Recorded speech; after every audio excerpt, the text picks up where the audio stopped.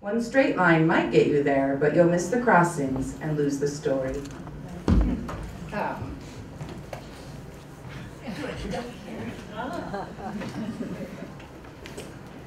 Hannah, next, is the author of The Beekeeper's Lament, which is a beautiful book, and this beautiful book as well, American Ghost, A Family's Haunted Past in the Desert Southwest. I learned so much history about a place I travel through all the time. This quote will speak to our panel today. There's a line in her beginning. She says, "I wanted to know how the family had suffered and why, and whether my ancestors' afflictions might be prone to seeping down through genes and generations." So we'll be looking at that. Namita I just want to thank her so much. She's one of the organizers of this and brilliant mind of this event. She's also the author of 11 books and works a lot with Indian myths. She is the co-coordinator of this beautiful festival and has showcased, by doing that, she's showcased literature from across the Indian languages and brought together all kinds of diverse peoples. And the line I wanted to read from your introduction to Traveling In, Traveling Out, a book of unexpected journeys, which she edited. It's a beautiful collection of various travels. She writes in her introduction, "By the law of contraries, I travel constantly within India and around the world. Wherever I go, I encounter fellow writers and listen to stories and ideas and arguments. I tend to take in new and changing surroundings with an oblique gaze, being careful not to startle the subject of my scrutiny. As a novelist, what I am seeking is both difference and commonality." So with that, I'm going to pose a question that they will each take in their own directions. We're hoping to dig deep into some good stuff. But I just wanted to start by saying, if you could tell us a bit about your work, particularly in how family histories shaped your art and vision. I just leave it with that.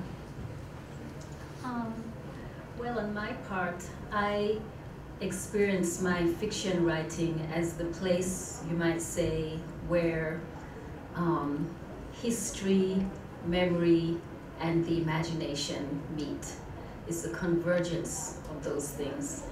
And so, in my family, I grew up with parents who were from rural Jamaica, and they brought a lot of their experience as rural Jamaicans to their parenting, and that has certainly influenced my work.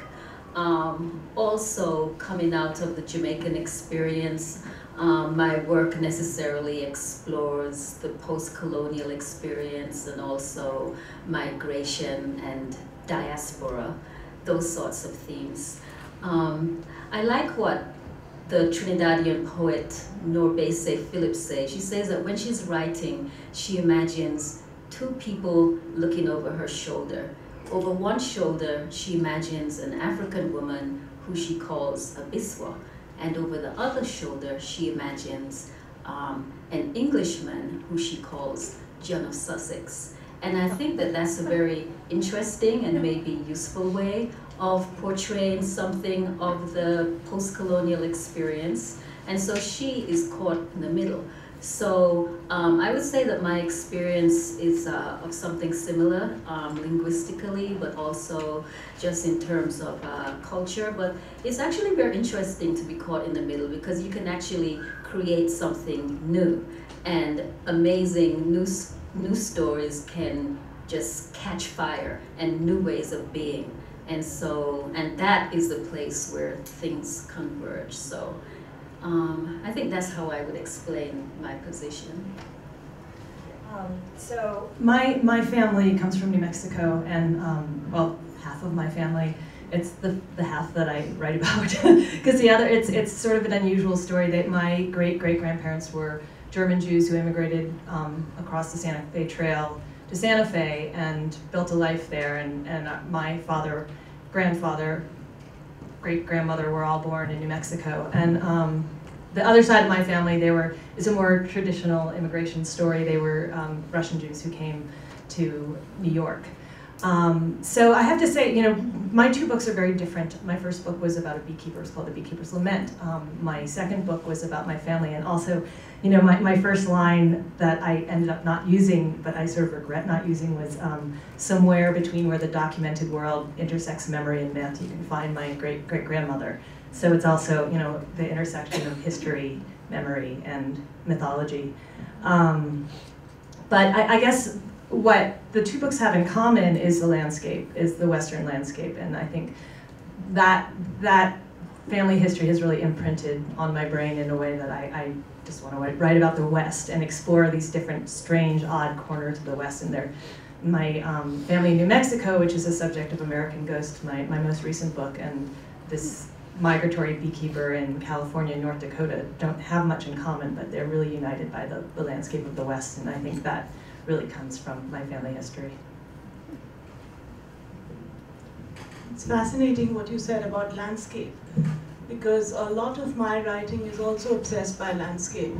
I come from quite far away from a place called Kumaon, which is a very small part of the central Himalayas, bordering on Nepal. And it's a very, very small society, and there's a huge amount of intermarriage. Also leading to a very large insanity quotient. The Kumaonis have the second largest. The Parsi community in India has the largest loonies quotient, and we are proud to say we are the number 2 and challenging it. And that's because there's been so much intermarriage that the genetic pool is a bit mixed up.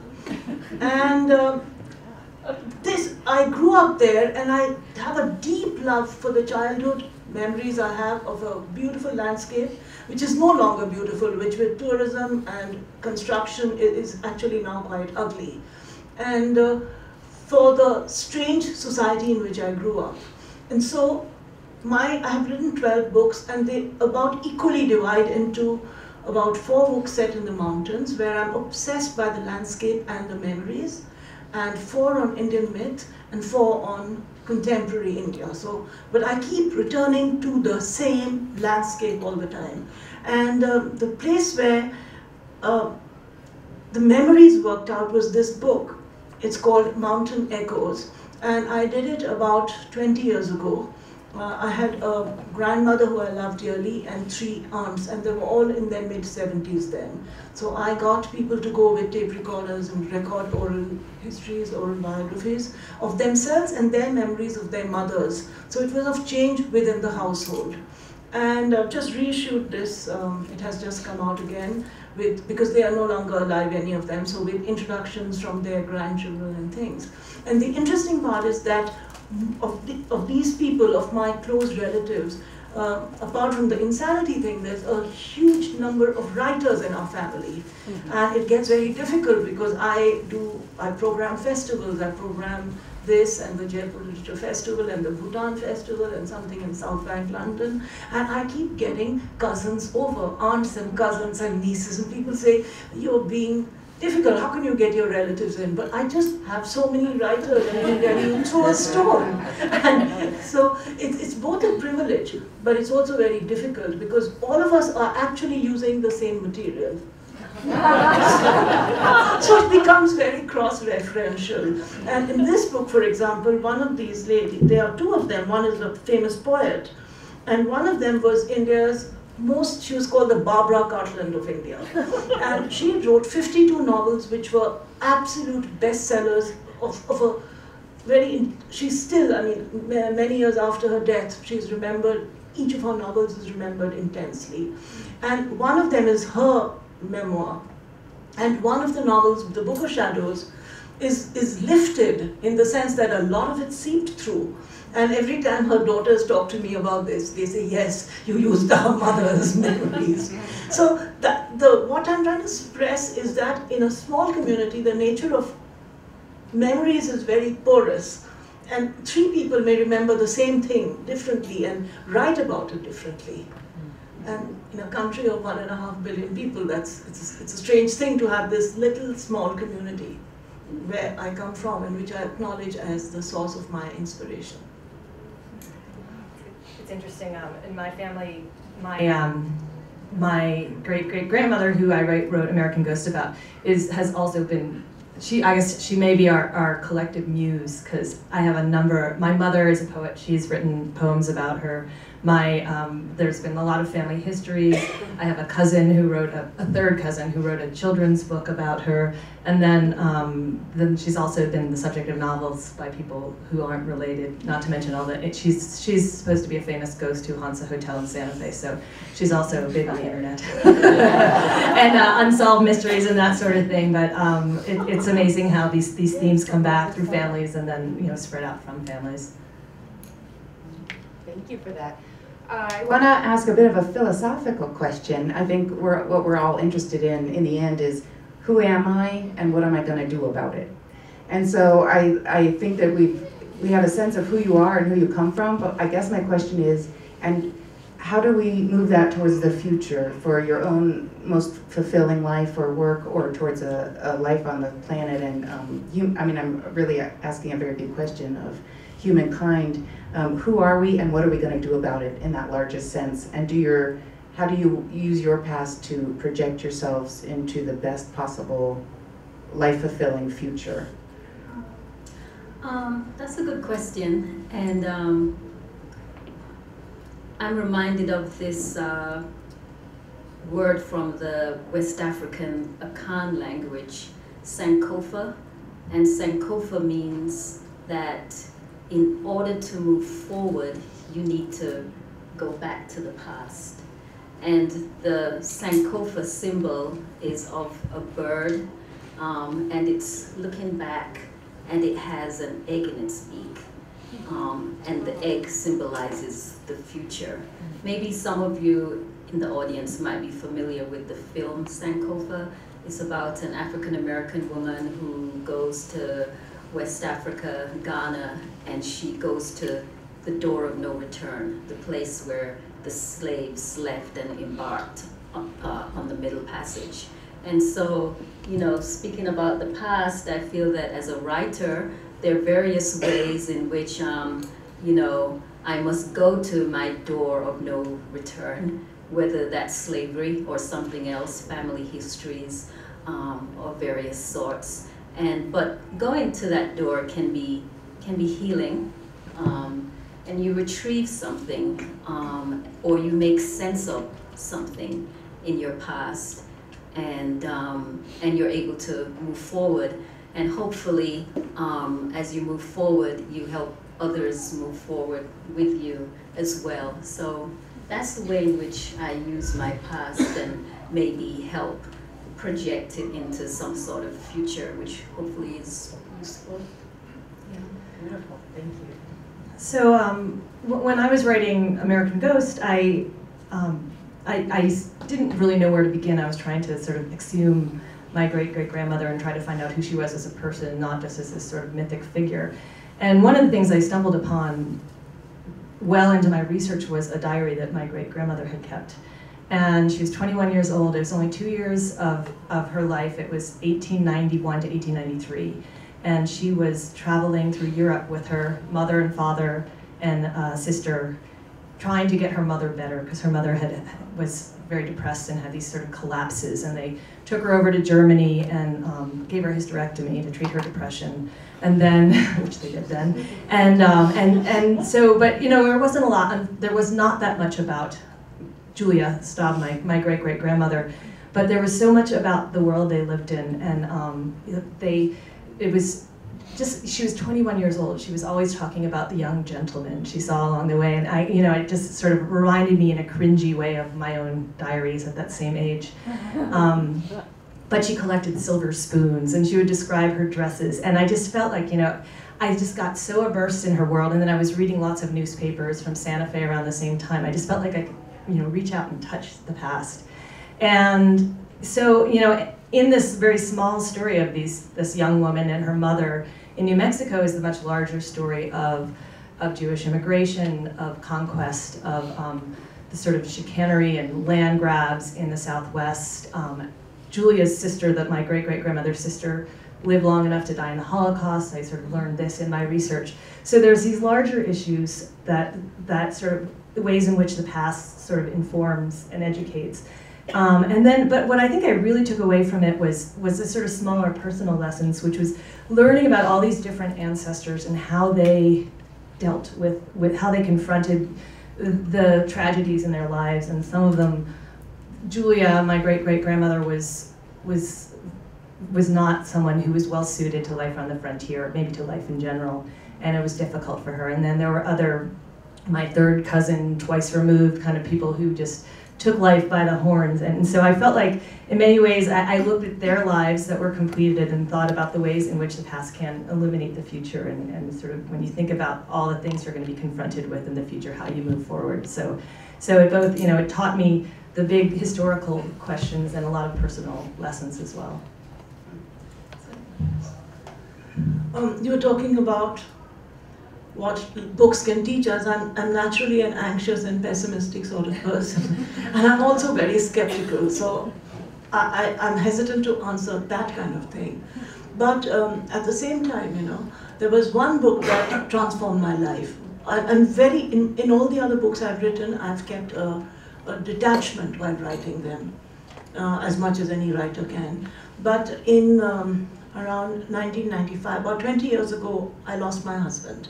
And he died after a very traumatic set of other events, and I'd been ill just before that. And when he died, he was in a coma for a long time, and I was very fond of him. And I spent those last 3 days with him. And when I came back, I was grappling with pain and depression and anxiety and all the natural emotions at that time. And a book which I had already begun while he was alive sort of took over me. And that is the Book of Shadows. And it's not typical of my writing, and it was almost automatic writing.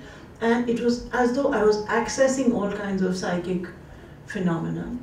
And it was really a very frightening experience. And people would tell me when I was writing that my face would change color and it would go gray. And I had horrible, scary experiences. But that was my way of grappling with the pain. And in the end, the book ends with handling pain. It's about a woman who has had acid thrown on her face, which happens in India by her boyfriend's sister, because the boyfriend has killed himself. But that was just a subplot, really.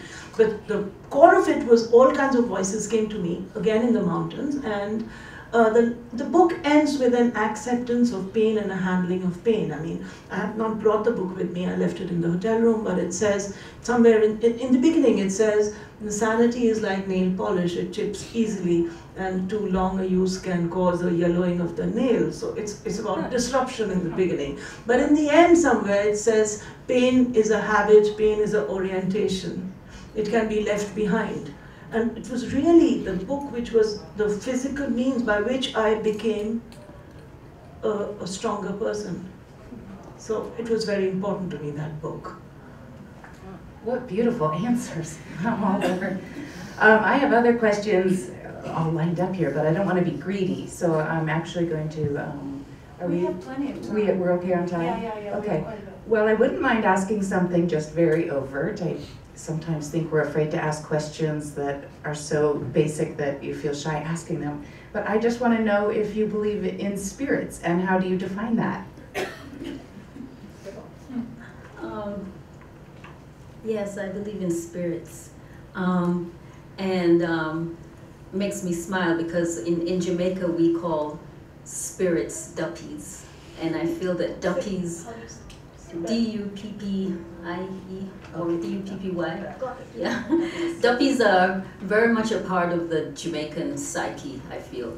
Even if people say that they don't really believe in spirits or duppies, nonetheless, everyone has a few duppy stories which help define them or define their family existence or their place in the family.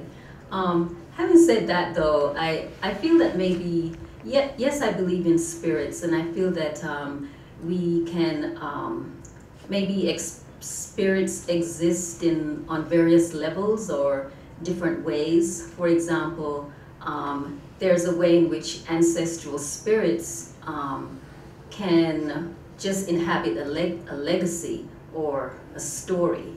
So that's maybe one way in which we can experience spirits. But maybe there's another way too, or maybe in a different sort of cultural context in which perhaps ancestral spirits can be called upon for edification or for protection. You know, that's a different sort of cultural context.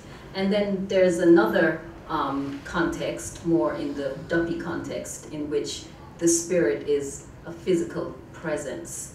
And so I am open to the, or I should say, I believe in the existence of all those manifestations of spirit, and I include them in my work.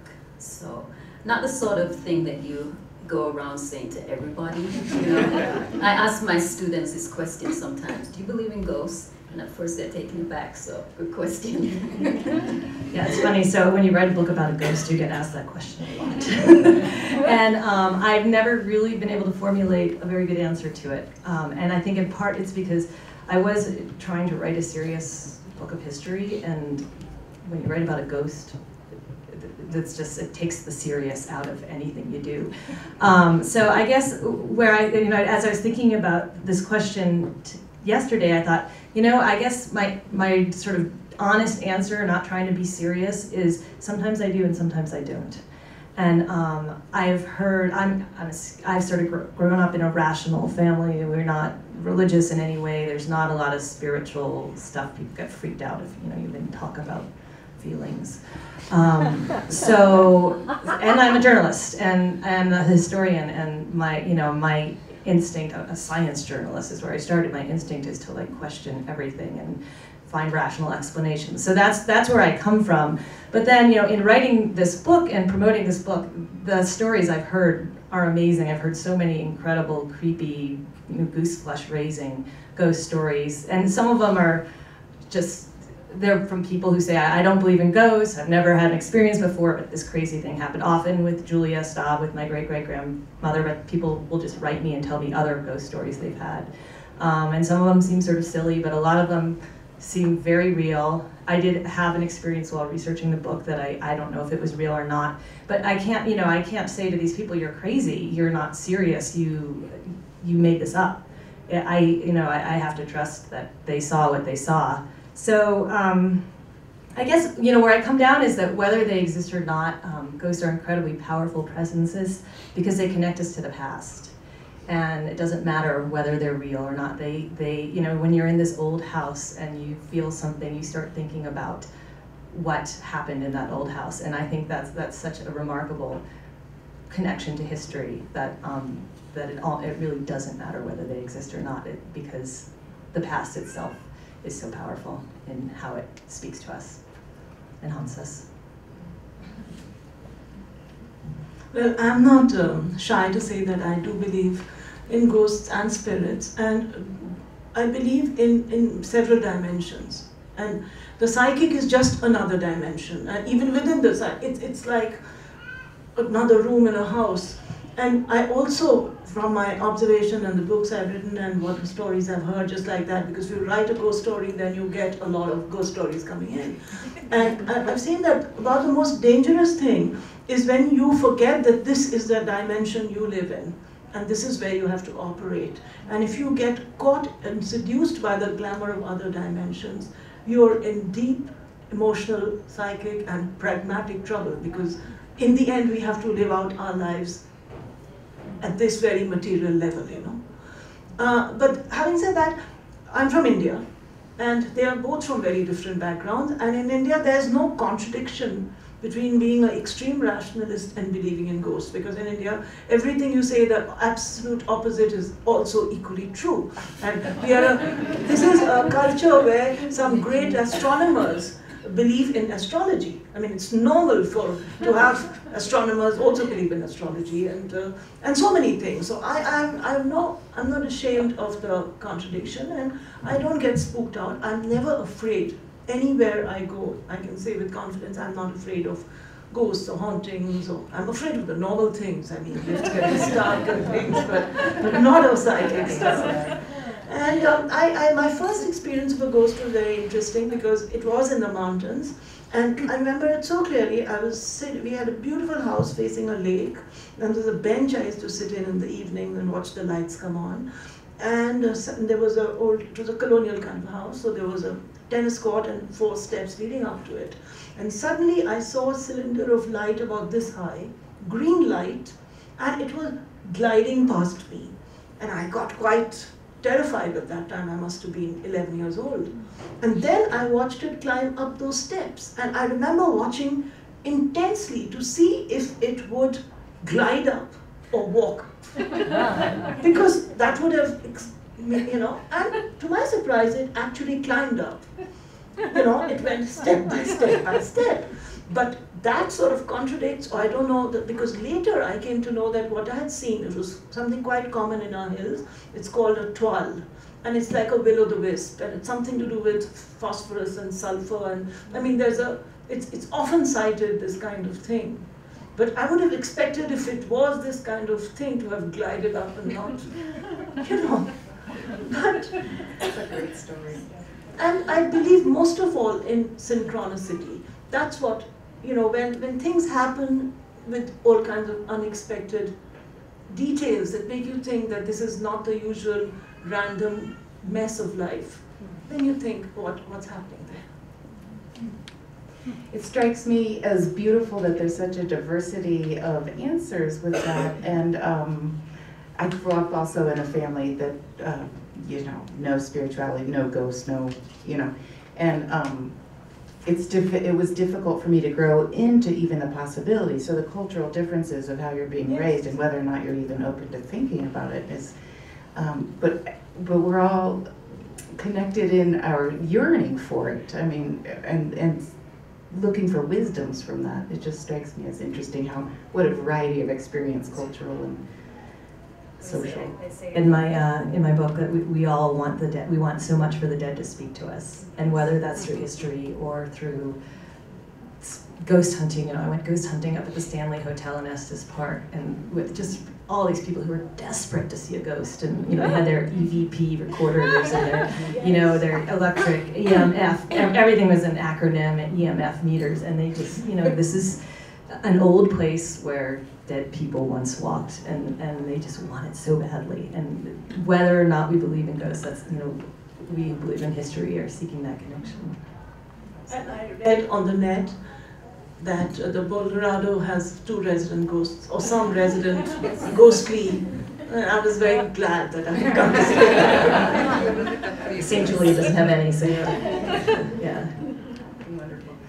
Well, I would like to open it up, if that's all right, to the audience to see what you want to know about the alchemy of the past and family histories and phantoms.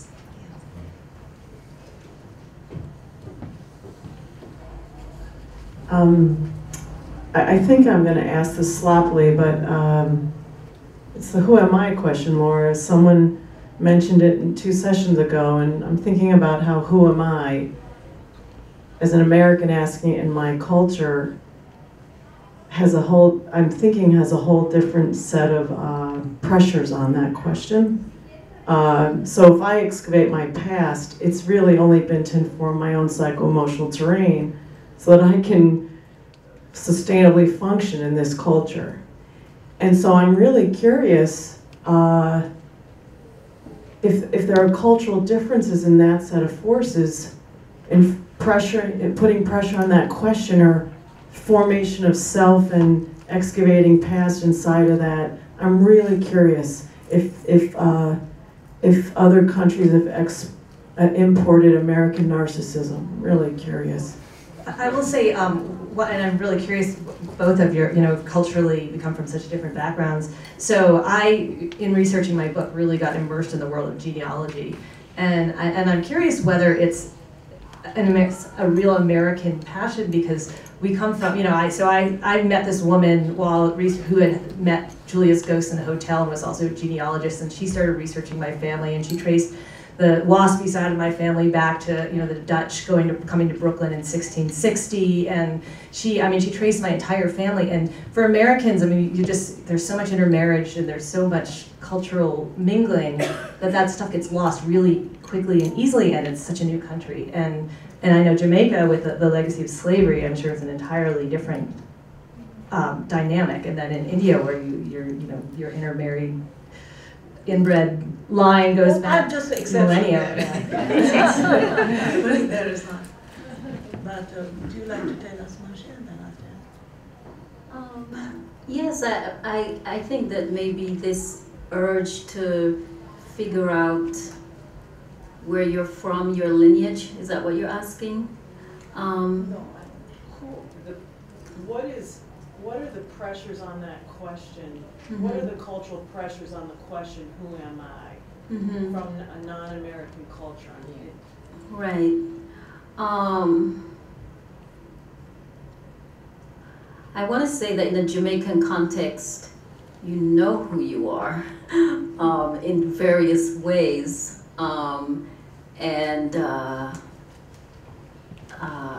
I think that there are all sorts of unknowns which might surround your history. You know, there are all sorts of knowns in terms of the fact that maybe there are not always records or archives which might help you document some of those, you know, or you know, discover, unearth some of, you know, the questions of who you are. And for me, I suppose that I fill in that question of who I am via my writing. You know, if there is any pressure or curiosity on my part, I would turn to the imagination, which I think is actually very spirit connected and can actually lead you to some really useful answers. So I don't know if that answers your question or if I'm not understanding it fully. Yeah.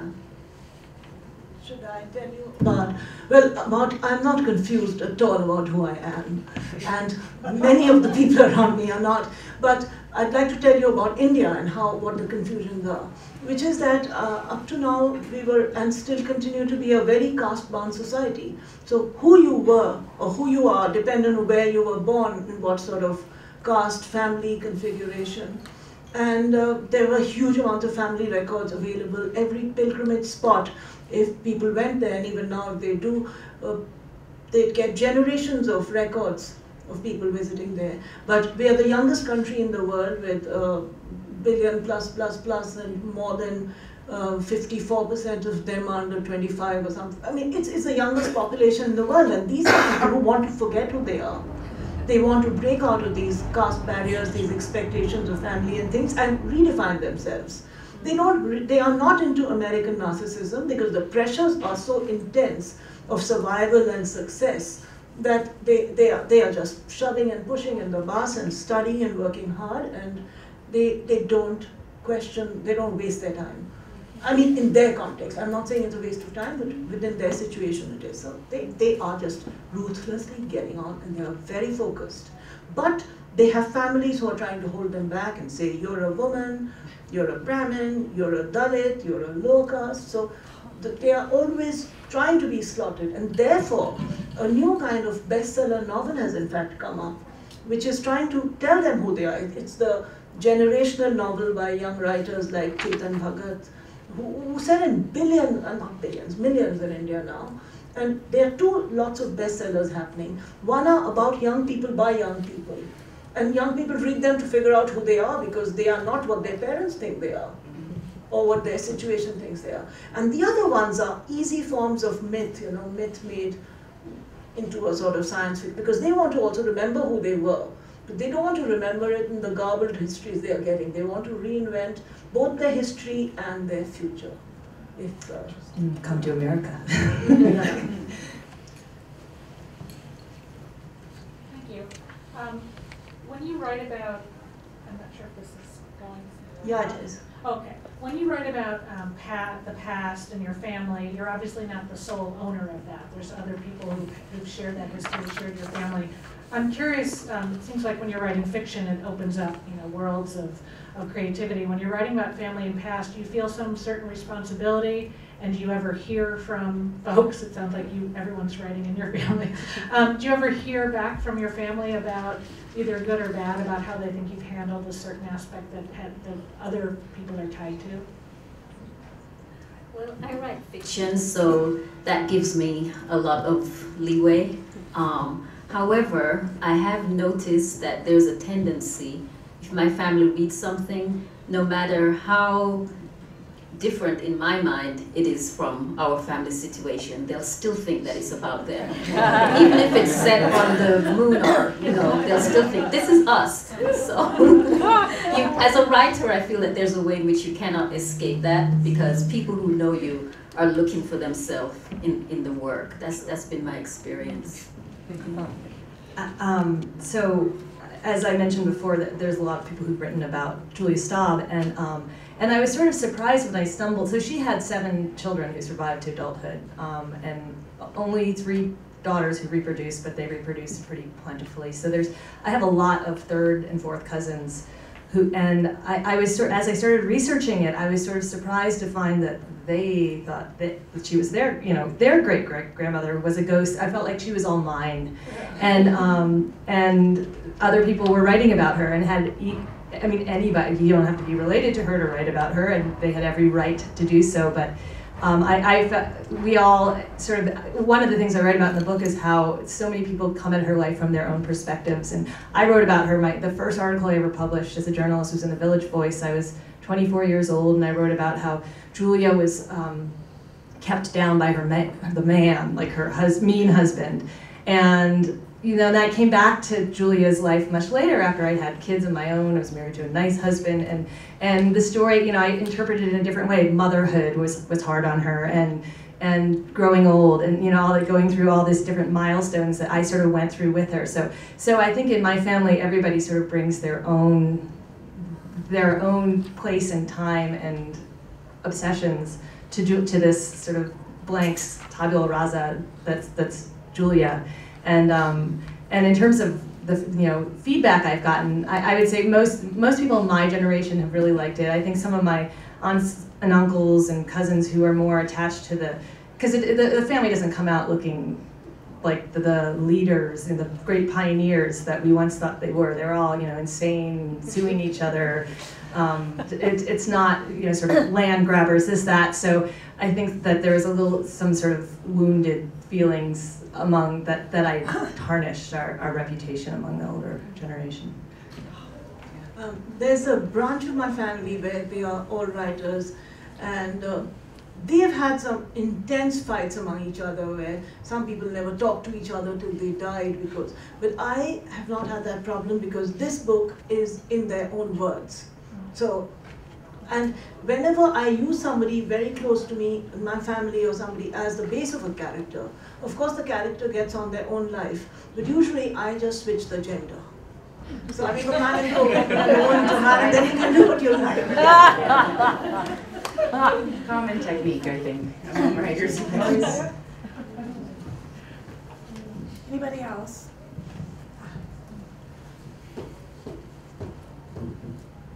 Well, I was going to say, just kind of from what Marcia's question, Namita, your response to that, kind of the culture in India right now, reminded me of the movie Dobhi Ghat, which is very much like, a recent film from India, very, very based in reality and stuff, but almost also very much like a ghost story.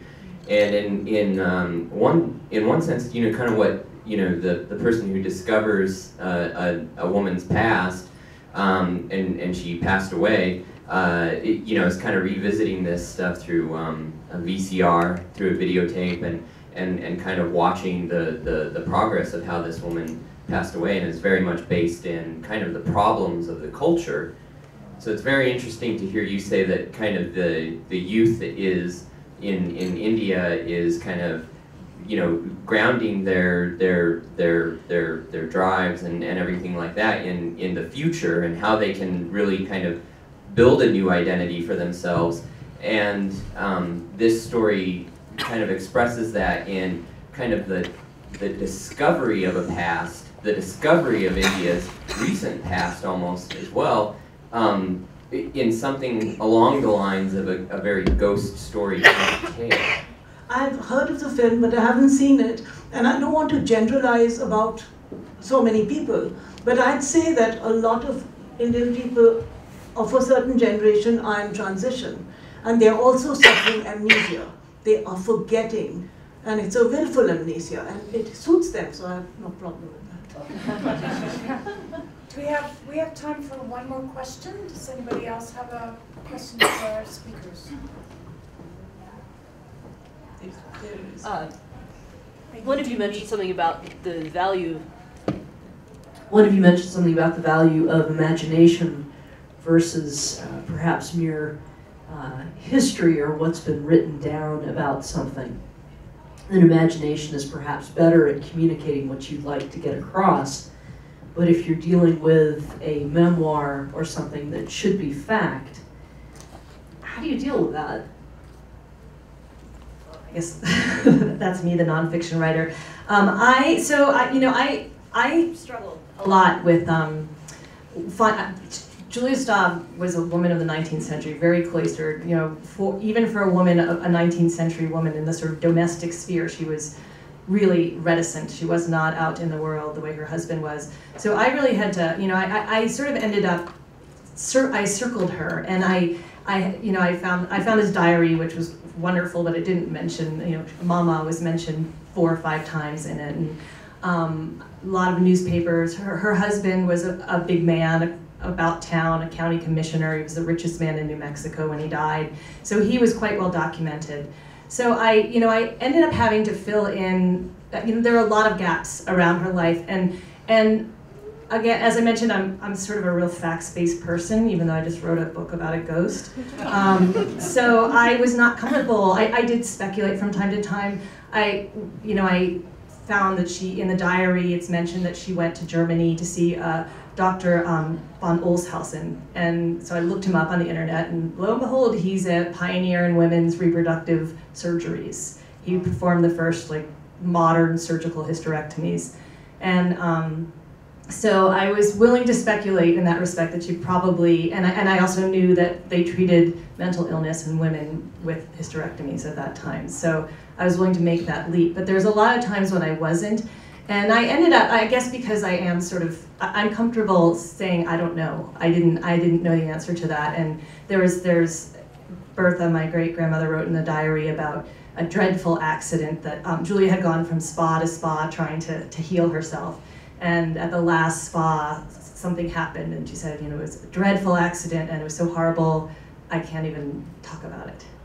And then I also don't know how she died, and there's been lots of speculation, but I will never know, and I know there are historians and writers who are very comfortable putting thoughts in people's heads, saying, you know, as he walked down the street in 1862, that this happened.